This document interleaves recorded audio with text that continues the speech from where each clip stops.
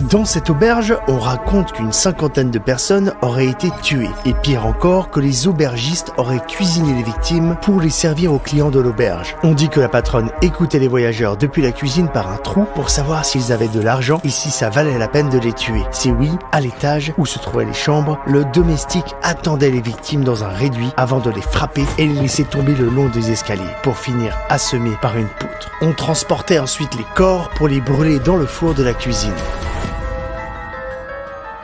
Voilà rapidement la légende de l'auberge de Père-Beil. Mais sachez que cette affaire criminelle a réellement existé. Ça s'est passé en France au début du 19e siècle et enfin, je vous en parle en vidéo. Bienvenue à l'auberge de Père-Beil.